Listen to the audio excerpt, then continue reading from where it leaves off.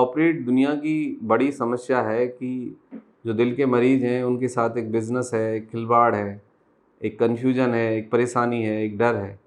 अब आखिर ये क्या है, ये क्यों है? देखो, ये बात बिल्कुल ठीक है कि बहुत सारे डॉक्टर्स फ़ार्मा कंपनी से फ़ेवर लेते हैं। बहुत सारी फ़ार्मा कंपनियाँ डॉक्टर्स को बाहर टूर पर भेजती हैं। बहुत सारे डॉक्टर्स को जो टेस्टिंग होती है उस पे भी पैसा चाहिए, जो दवाइयाँ हैं उस पे भी उसको कमीशन चाहिए। लेकिन ये बात ठीक है कि इस तरह के डॉक्टर हैं, मैं इस बात को एक्सेप्ट करता हूँ। और मेडिकल साइंस में ये करप्शन है, और मेडिकल साइंस इस करप्शन की वजह से बदनाम भी है, बहुत सारे डॉक्टर भी बदनाम हैं।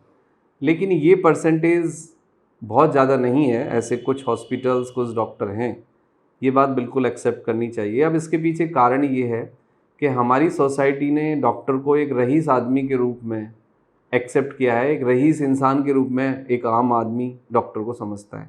बट डॉक्टर के रईस होने से या गरीब होने से डॉक्टर के अच्छे होने का कोई प्रमाण नहीं मिलता है, पहली बात तो। लेकिन अनफॉर्चुनेट पार्ट ये है कि आजकल की जो सोसाइटी है, वहाँ पे डॉक्टर्स की गाड़ी, डॉक्टर के कपड़े, डॉक्टर का घर, डॉक्टर का स्टेटस, ये सब बहुत बड़ी बात हो गई है। और उस दौड़ में कुछ डॉक्टर भी लग गए हैं।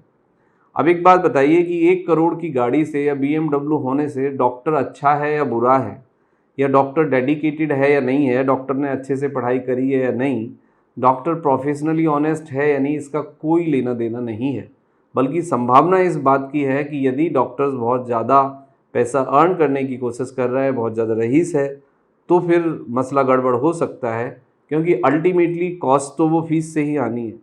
एक डॉक्टर का ये राइट है कि उसे अपनी कंसल्टेशन मिले, और डॉक्टर को एक प्रॉपर कंसल्टेशन मिलनी चाहिए और उसे लेनी चाहिए। लेकिन समस्या तब आती है जब डॉक्टर अपनी कंसल्टेशन को अपनी सैलरी या अपनी फ़ीस ना मान के कुछ दूसरी तरफ देखता है और दूसरे बिजनेस की तरफ देखता है। जैसे कि आजकल सर्जरी के बारे में बहुत सुनते हैं आप, सर्जरी बहुत होती हैं। जब से कॉर्पोरेट में मेडिकल साइंस गई है या हॉस्पिटल्स हैं, देखो ओनर मैक्सिमम जो बड़े हॉस्पिटल्स हैं उनके ओनर डॉक्टर हैं या वो प्रैक्टिस करते हैं, ये बात बिल्कुल ज़रूरी भी नहीं है और ऐसा है भी नहीं। वो कहीं ना कहीं बिजनेस है, उनका इन्वेस्टमेंट है, उन्होंने बहुत बड़ा पैसा खर्च किया है, अब वो कहीं ना कहीं रिटर्न देखते हैं और एक बिज़नेस ऑर्गेनाइजेशन की तरह वो उसको डील करते हैं। बिज़नेस और सर्विस दोनों ही चीज़ हैं, और दोनों ही को बैलेंस करना बहुत ज़रूरी है। यदि आप खाली सर्विस के बारे में सोचें और बिज़नेस के बारे में सोचें, सर्विस के बारे में ना सोचें, तो भी चीज़ें बहुत ज़्यादा दिन तक काम नहीं करेंगी। अब आते हैं हम दूसरे तरीके पे। बिज़नेस का एक मॉडल ये है कि जब आपको अटैक आ जाएगा या आपको कुछ दिक्कत होगी तो आपसे पूछा जाएगा रिसेप्शन पे कि आपको भाई इंश्योरेंस है, आप इंश्योर्ड हो, आपकी पॉलिसी है। वहीं से चीज़ें शुरू हो जाती हैं। आपको कहना शुरू कर देंगे डॉक्टर कि कोई बात नहीं, ये सब करा लो, आपकी तो पॉलिसी है, आपके पैसे पॉकेट से थोड़ी जाने हैं।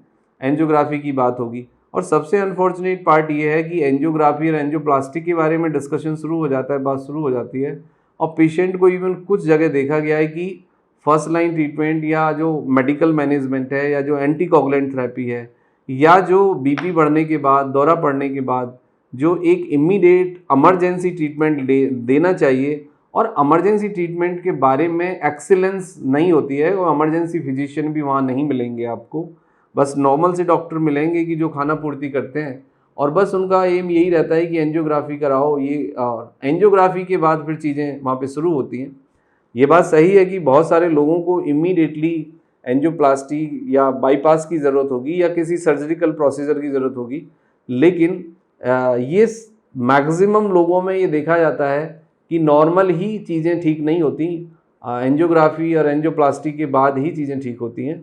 वहाँ पे फिर डॉक्टर ये कहते हैं कि भाई आपका रिस्क, ले जाओ पेशेंट को, हम तो डिस्चार्ज नहीं करेंगे, आपको अटैक आ सकता है, आप डैमेज हो सकता है, ये हो सकता है, वो हो सकता है, बहुत सारी चीज़ें होती हैं।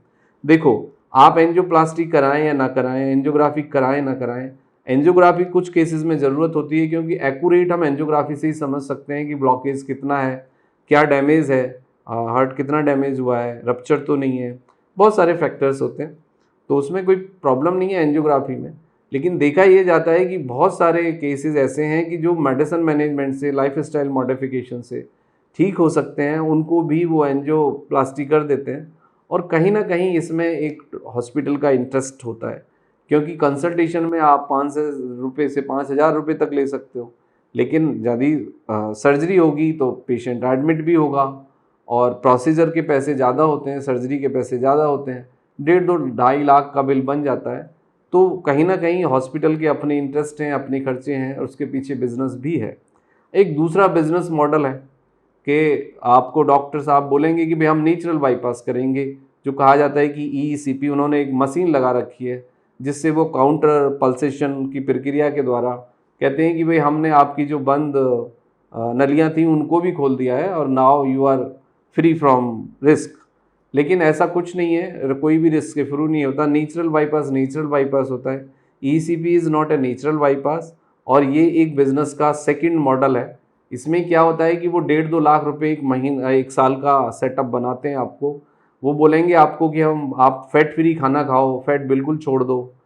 मैं फैट को रिड्यूस करने के फेवर में हूँ, लेकिन 100% फैट फ्री फूड बिल्कुल गलत है, क्योंकि केवल 1 या 2 ऐसी रिसर्च हैं जिसमें ये बताया गया है कि zero fat, zero cooking oil या फैट फ्री फूड खाइए, वरना 20 से 25 ग्राम्स आपको नेचुरल फैट चाहिए, जिसे हम देसी घी कहते हैं, वो आप खाइए। क्योंकि देखा ये जाता है कि फैट आप बिल्कुल कम कर देते हो, स्टेटिन पे पेशेंट को डालते हो, इकोस्प्रिन पे पेशेंट जाता है और उसके बाद देखा जाता है कि उसकी नर्व्स, उसकी मसल्स, उसकी बोन्स सब वीक हो जाती हैं, स्टिफ हो जाती हैं, कमज़ोर हो जाती हैं और पेशेंट 2 साल में, 1 साल में ही 10 से 15 साल बूढ़ा लगने लग जाता है, कमज़ोर हो जाता है, थिन हो जाता है, जॉइंट पेन आता है।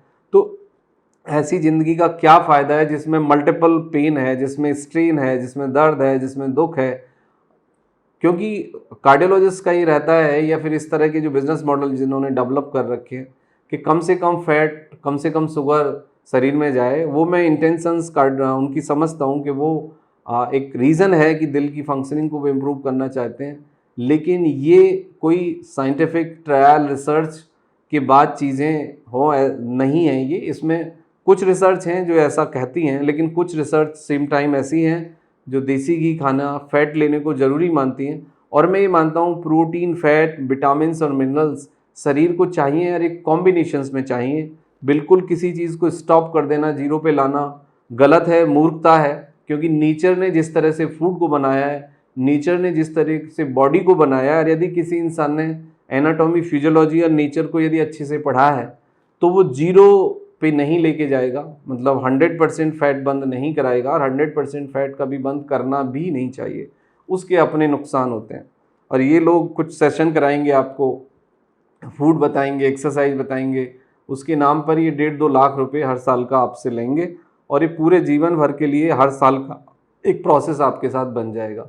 लेकिन अब फिर बचाव क्या है, तरीका क्या है? सब बचाव यही है कि आपका जो भी फैमिली फिजिशियन है, जो भी नियर बाय आपके फिजिशियन है, उसके आप टच में रहिए। 1 साल में 1 बार डॉक्टर को विजिट ज़रूर कर लीजिए। कुछ जाँचें जो आपके डॉक्टर सजेस्ट करते हैं, क्योंकि वो आपकी फैमिली को जानते हैं, वो आपकी फैमिली हिस्ट्री को जानते हैं। He is the right doctor for you. और यही आपकी ज़िंदगी को सेव करने में, प्रिवेंट करने में ये डॉक्टर बहुत क्रिटिकल रोल प्ले कर सकते हैं। तो आप अपना कोई ना कोई फैमिली फिजिशियन ज़रूर रखिए, जिसमें कि आप जनरल प्रॉब्लम के लिए और साल में 1 बार डॉक्टर को विजिट करिए, कुछ जांचें कराइए, जिसे हम प्रिवेंटिव हेल्थ चेकअप कहते हैं। तो उसमें कुछ हमें इंडिकेशन, कुछ आइडिया मिल जाते हैं, कुछ सिम्टम्स से आइडिया मिल जाते हैं, तो आपको ये प्रॉब्लम आने से पहले आप बच सकते हो।